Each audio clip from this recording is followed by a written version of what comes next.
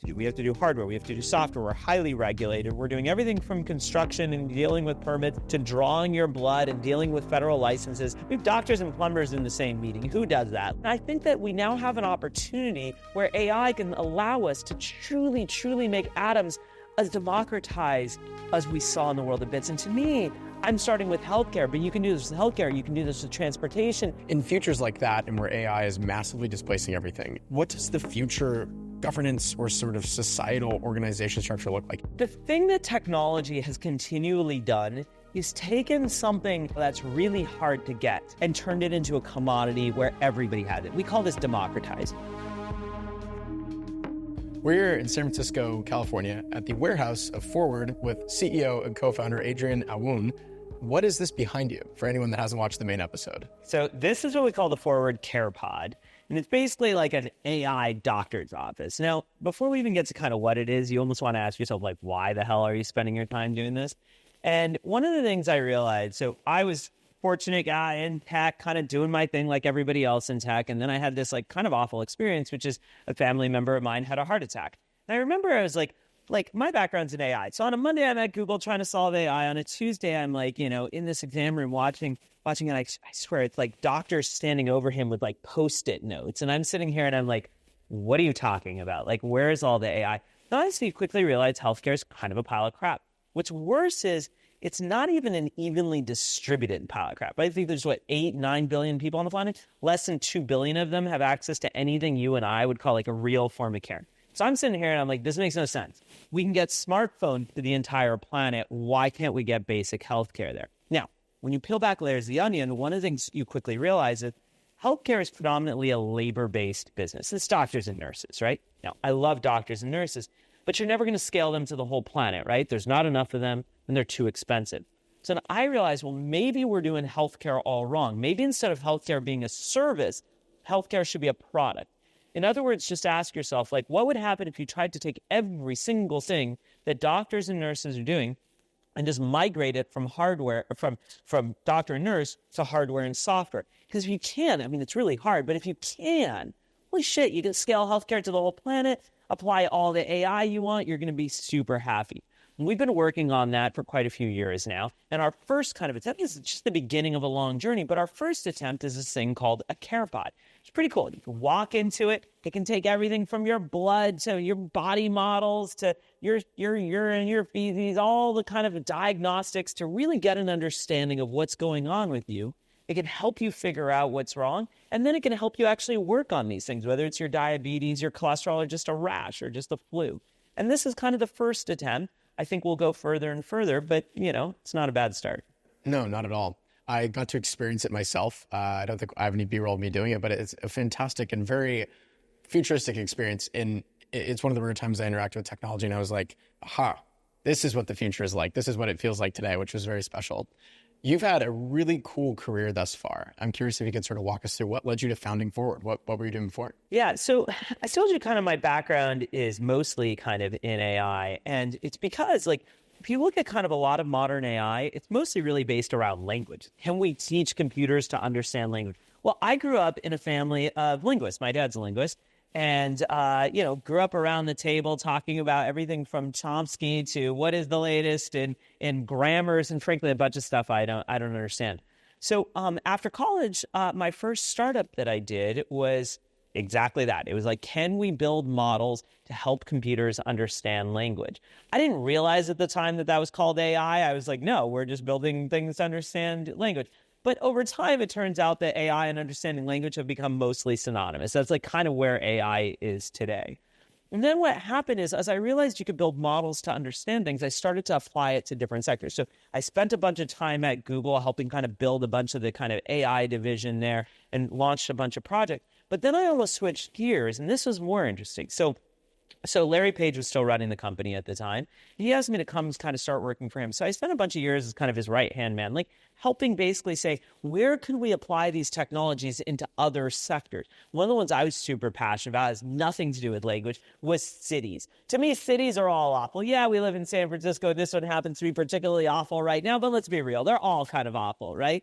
you look at these, you watch, I don't know, Star Trek or the Jetsons, and they live in these futuristic cities, and then you walk around like San Francisco, you're like, are you kidding me? We're in the epicenter of all technology, and this is the crap that we have. And so I started to ask myself, like, what would it take for us to apply all these kind of technologies into different sectors? And I thought about everything from poverty and climate change to cities.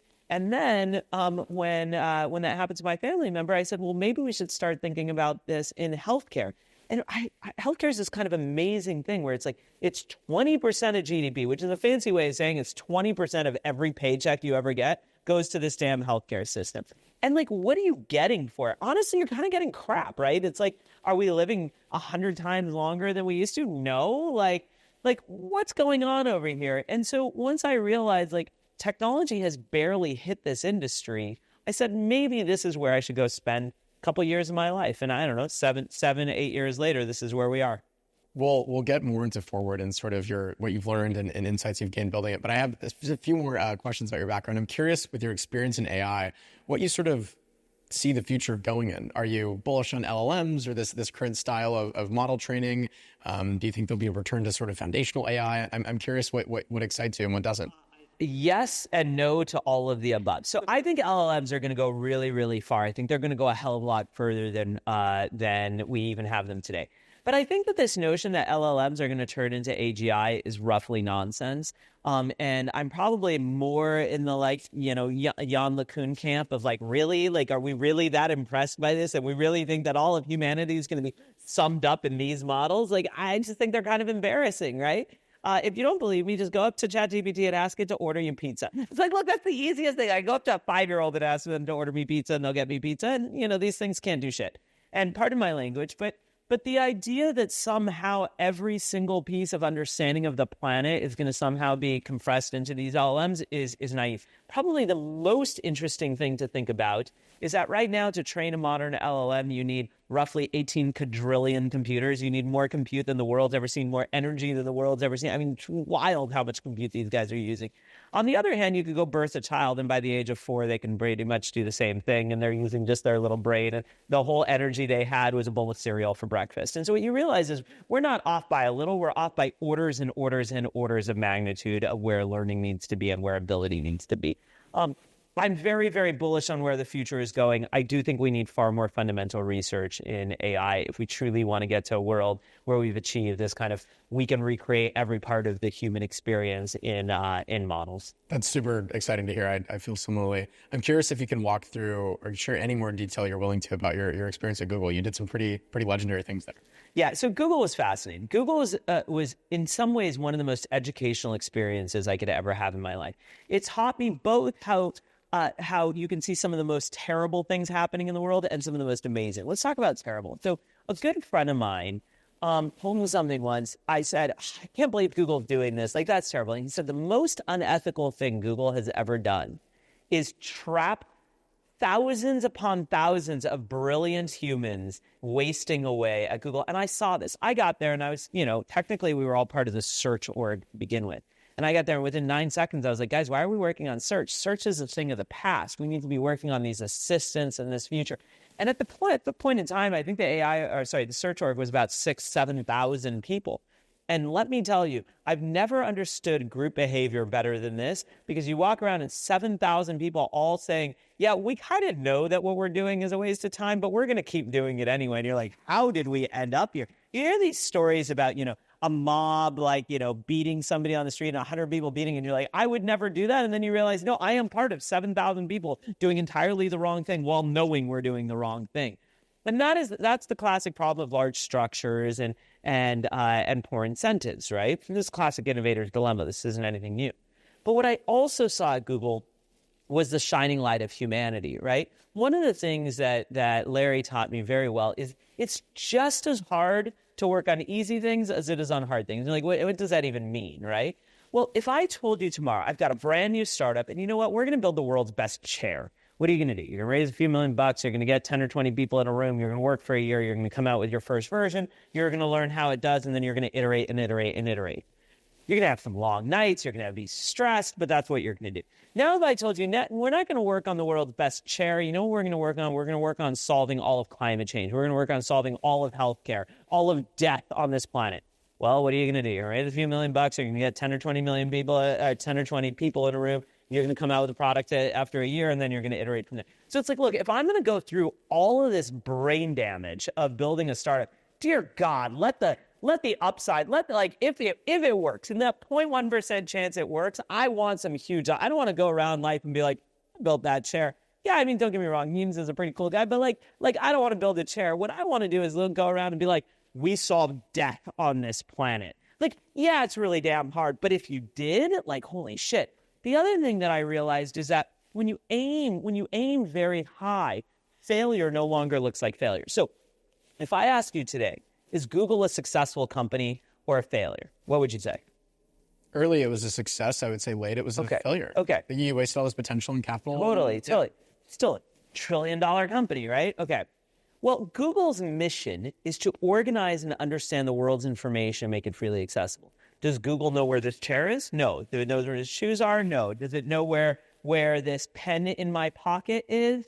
No. So what does that tell you? Well, Google knows nothing, right? Google knows 0.00001% of all information on this planet, and I'm being generous in saying that. It doesn't know my genetics. It doesn't know what I'm thinking. It knows nothing. Yet they've built one of the most valuable companies on the planet. So what you realize is when you go after the most important problem, no matter how daunting they are, even if you fail, you're still a success. Our goal here is we'd literally like to increase quality on this planet. Qualities, QALYs, right? Quality adjusted life years. We'd like everybody to live to infinity, and we'd like them to be living in utopia when they do. Do I believe we're going to reach that anytime soon? No, not a chance. But do I believe that even putting a small dent, that 0.00001% dent in that problem is huge? It's insane. It changes the world. And so my one piece of advice to the next person out there thinking about doing a company is, well, my first piece of advice, don't do a company. Only do it if you really have no choice and you truly need to, because they're awful. It's like if one of your friends came up to you and was like, I'm thinking of having a kid, but I could not, but I might. It's like, don't have a kid. Like there's a lot of work. Like, you don't want to do it unless you're damn certain you want it. But if you're going to do it, if you're just crazy enough and you like brain damage a lot and you really want to go after it, choose the thing where you go like, holy shit, this is just so important to humanity and so valuable that you can get out of bed every day and you can bang your head against a wall because it's worth it. Fantastic answer. I love the clarification too of like those 0.001 changes can have massive impact, even if it's not, a 1% or a 10% change. I think it's very true. My last kind of question about previous step before talking more about what you're learning now and building for the future is what was working with Larry like so close? I feel like he's sort of an enigma. Like a lot of these other like traditional leaders and massive like movers and shakers in tech are very well known, very well documented and idolized. Larry's like there's not a lot known. It's very quiet. So the one thing I can say, I generally am a don't kiss and tell kind of person, but not saying I kiss Larry, but the one thing that I would say is I think that his superpower, the thing that was really impressive when I was working with him was his ability to cross domains. So, for example, I'd be working on a building structure, and he would say, yeah, but in software, we did this over thing, or in our data centers, we did this thing, or geopolitically, I'd seen this. And the amount of kind of analogies and parallels he could cross was truly profound. Because if you think about it, in life, you kind of have two choices. You can go either incredibly deep into a very narrow area. You get your PhD, you become the world-leading expert in CRISPR-Cas9. Okay, and that's one way to go. The other thing that you can do is you can say, I'm going to be a generalist and be very good at crossing many domains. And to do that, mostly what you're doing is saying, I'm getting really damn good at pattern recognition. And so what you realize is actually the patterns cross a hell of a lot more than you might realize. You're like, but when I'm driving down the street and sitting in traffic, what on earth does that have to do with managing a team of 100 people? And you're like, actually, it has tons to do with it, right? Like maybe the manager is the stoplight, maybe the people in all their random directions they're going are the employees, right? Like, and the ability to start to cross these patterns is very valuable because in some ways, it's almost like your version of AI. What is AI? It's like, can I build models to understand the universe at some point, right? To understand everything. Well, we are all gleaning parts of the theory of everything, the grand unified model. We're gleaning parts of it throughout life. And your ability to stitch those together, the better you can do that, the more impactful you can be across many domains. And I think Larry was incredibly good at that in a way that I haven't seen elsewhere. This kind of pushed me to say, wow, I need to spend more time thinking about other domains, no matter the fact that I'm going deep on one domain right now. At Google, doing what you did, you obviously too had this level and skill of doing multi-domain, multi-project stuff. You worked on a ton of crazy things. I'm curious how you approached, like, were you always also naturally good at this, or was there an approach you took, or certain things you tried to learn to get better at this multi-domain knowledge? So I never tried to get better at multi-domain knowledge. Instead, what I've always tried to do is rely on first principles thinking. So again, growing up in a family of academics, like, you would sit at the like Thanksgiving table and you'd have a whole debate about why brown cows make chocolate milk. And you're like, I don't know that they make chocolate milk, but dear God, I'm hearing some convincing arguments right now, right?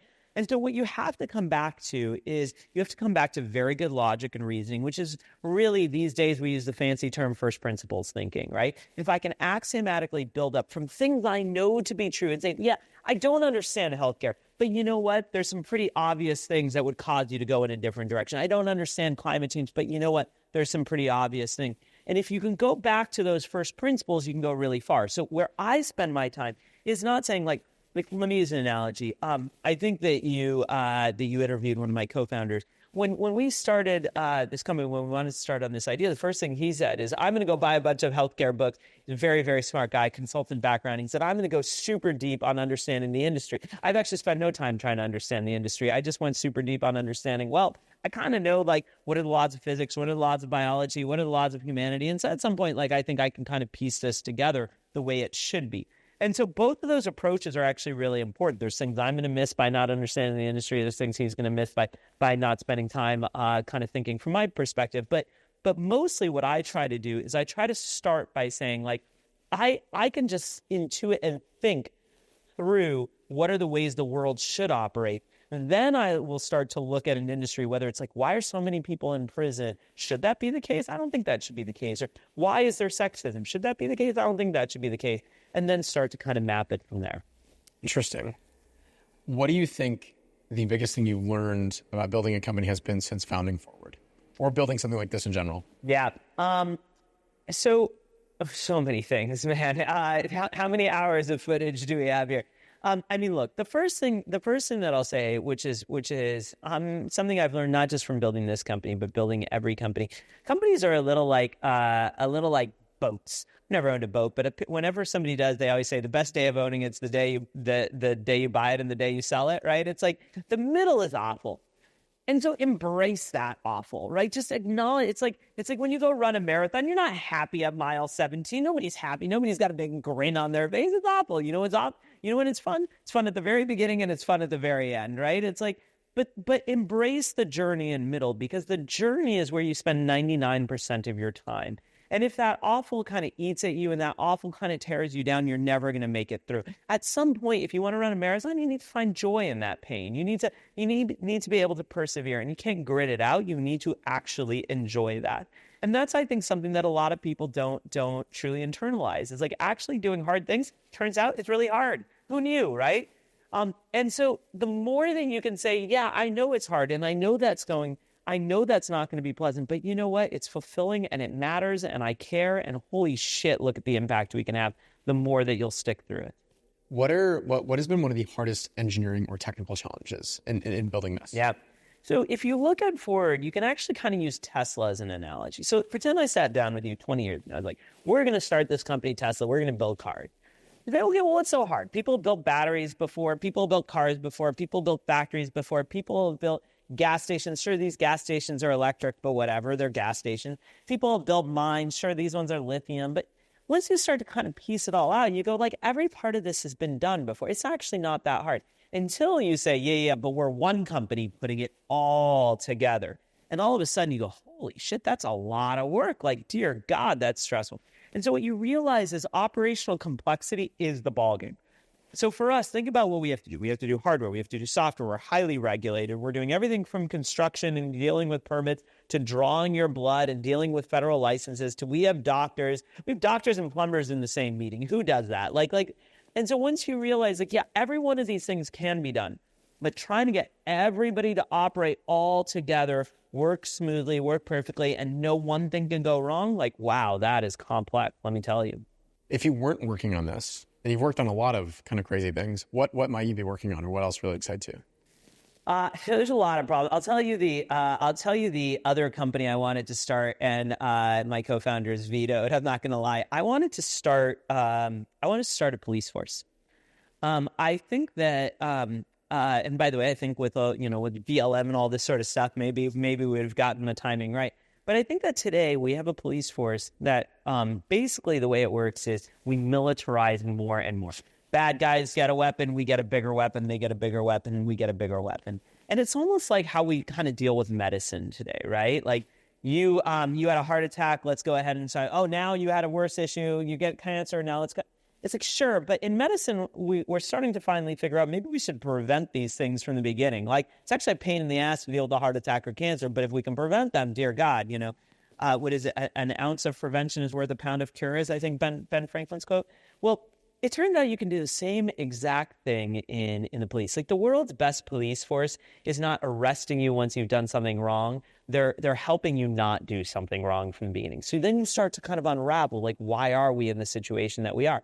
Well, people don't have good opportunity. Why am I not committing crime? Because I got too much to lose, because I don't want to lose this great life that I have. You know when I would commit crimes? If I have nothing to lose and I don't have a great life. So what can we do to help people have a great life? I want the police force that reminds me of Barney Fife from whatever that TV show was when I was growing up. The cop who walks around the neighborhood and builds relationships and then starts to say, wow, this kid is struggling. How can we get them an education, get them a job? How can we get them health care? That's the world I want. And I think you could actually achieve that if you align incentives. Right now, the incentive of police is not to prevent issue. In fact, they'd make less money, not more money. That would be kind of antithetical to how they're set up. On the other hand, you can imagine building a police force that is comped literally on the amount of crime. Well, if I'm comped, if I make more money, if there's less kind of violent crime, less car break-ins in San Francisco, you want to bet I'm going to start investing in people? And to me, that's actually a really exciting problem to go after. The idea that we can demilitarize, the idea that we can de-escalate, and the idea that we can prevent, to me, is where the world should go. I love that answer, and I love your mention of if the financial incentives are aligned, humans are good at optimizing for that. Very. Really curious, and I'm excited to ask you this, given your background in AI and building a future where Forward is going to be massively impactful, successful, and displace sort of the traditional way that a lot of healthcare is done. In futures like that, and where AI is massively displacing everything, and a lot of wealth sort of starts to get taken from other areas, funneled in other ways, kind of just deleted entirely, what does the future governance or sort of societal organization structure look like? Is it still capitalism? Is it something different? What is the best case scenario that we'd want to hope for, or that we should think more about? And how do we actually get there? So the first thing is, I'm not the expert on that, so I'm totally speaking out of my ass. But here's what I would say. The thing that technology has continually done is taken something that we look at and say, wow, that's really hard to get, and turned it into a commodity where everybody had it. We call this democratizing, right? It used to be that food was not a thing, that there was no food security. Like literally just, your grandparents' certainly did not have food security. Think of how rapidly this has changed, right? We've gotten to a world where unless you're in roughly a failed state on this planet, you kind of have food, and you kind of have food whenever you roughly need it, right? That's wild. We turned to a world where water has become this absolute commodity. Now, in the last 25 years, we've also turned to a world where information is roughly democratized. Think of how insane that is. Anybody can have access to any piece of information. But what we don't yet have is what we call services. Services are not yet democratized, right? We've democratized, bits. We haven't democratized atoms.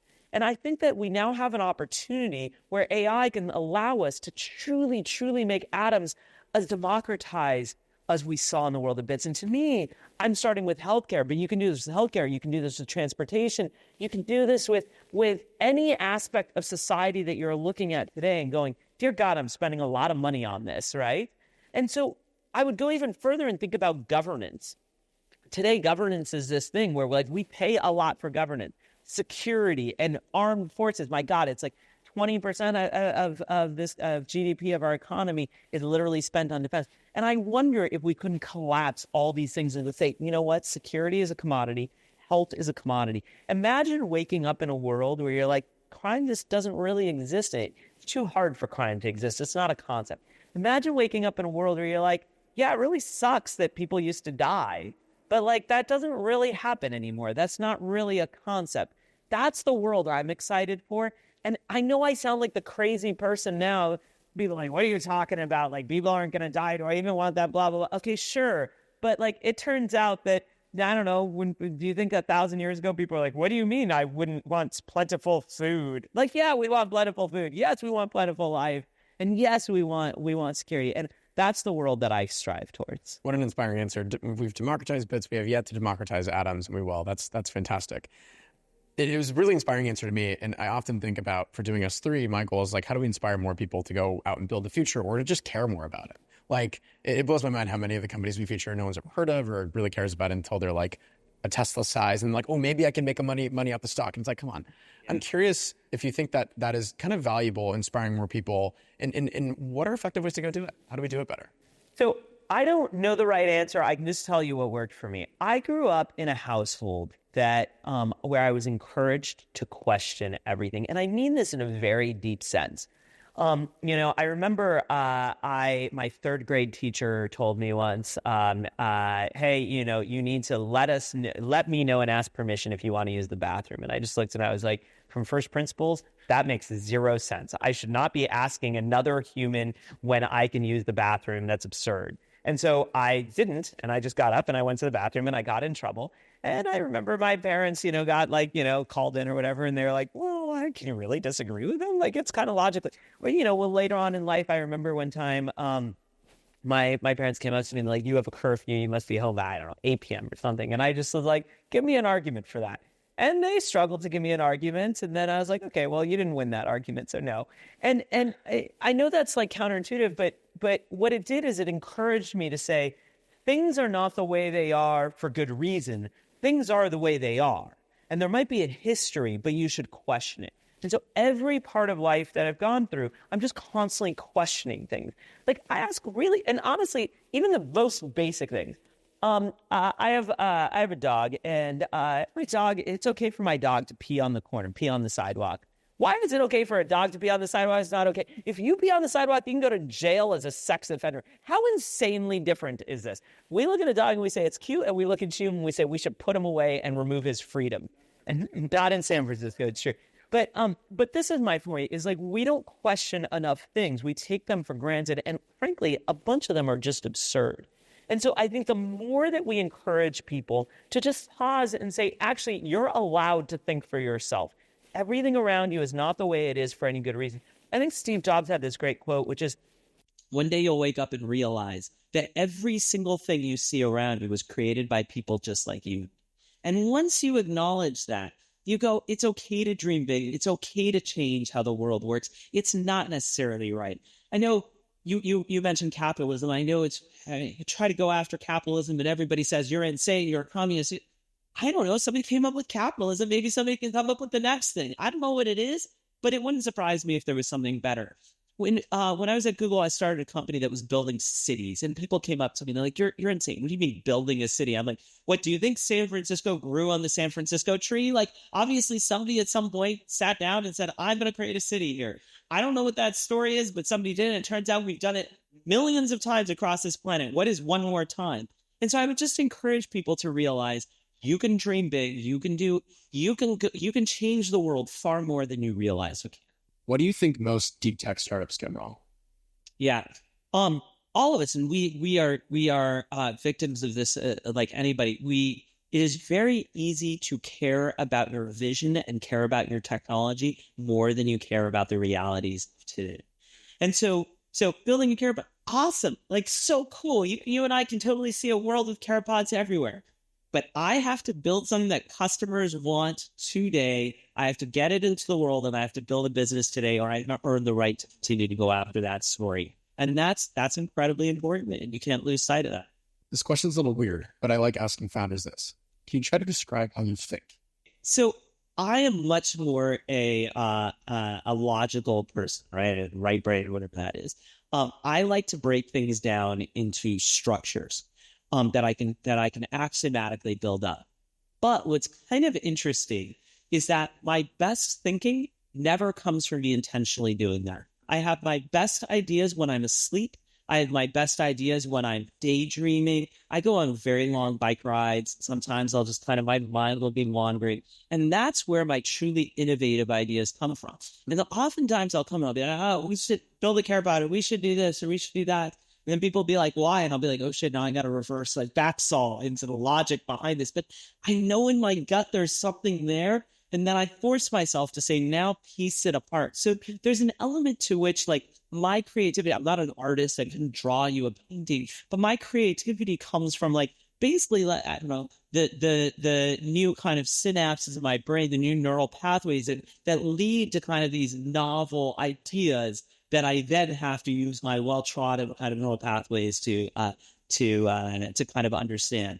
And the thing, the thing that I did kind of encourage, and actually I hope that society moves in a direction where all this research on the psychedelics and all that stuff really progresses, because there's an element to which if you go read any of this research, it's been proven at this point to help people build new neural pathways and help that kind of creativity. I don't know if you read, the Steve Jobs book, but it's his story of everybody should go into the forest and drop acid, etc. Well, maybe if we want a more creative society, we want people being more innovative, maybe there is some element of truth in that. I don't know. My kind of last question for you is also a weird one, but I think it's interesting to ask founders. I'm curious what your current life philosophy is. My current life philosophy. Well, I think that my life philosophy comes down to a few things. So the first is so a friend of mine has this tattoo right here that him and his brother got when their father died. And it says it's the X, then NOT, and then the division symbol. And it's multiply, not divide. And I really it's stuck with me for a long time, because it's this notion of give back more to humanity than humanity has given to. I've been handed a lot, right? I've been lucky. No, I wasn't born as Bill Gates' kid, but I'm not sure it's that far from it. I was born into a family that nobody beat me. I got a roof over my head. I had food. I got a good education. And I'm in tech in the year 2000. It's a little I don't know, being Michelangelo and painting and looking around and being holy shit, it's the Renaissance. I got lucky, right? And so I realized I've been handed a lot. It's only fair if I give back a lot to the world. Maybe you read some of John Rawls and his kind of veil of ignorance notion, but basically it all comes down to whom much is given, much is expected, right? In Spider-Man, they say, Peter, with great power comes great responsibility. It's a rep from the Voltaire quote, right? And we know this from Christianity saying, treat others the way you want to be treated, to the golden rule in first grade that we all learn. And so for me, the most important thing is to leave the world better off than I found, and to give back more than I've got. And then along the way, I just try to make sure that I'm doing things that are fulfilling more than I'm doing things that are fun. The reality is the most fulfilling things in the world are actually not fun at all. You go run a marathon and tell me it's fun. It's probably not. On the other hand, at the end, you're like, yeah, it feels good. It feels like I accomplished something. Well, I'll tell you, most days for it's not fun. Or it's a grind. It's hard. But man, does it feel good, right? And man, does it feel like we're really doing something that matters. Hopefully we make a dent. Who knows if we will, but hopefully we make a real dent. Thank you for the really honest and insightful interview. And I don't know, there's so much quality there. And thank you for building forward. Well, anything we can do to help. All right, we did it. All right, go on the main one. Thanks for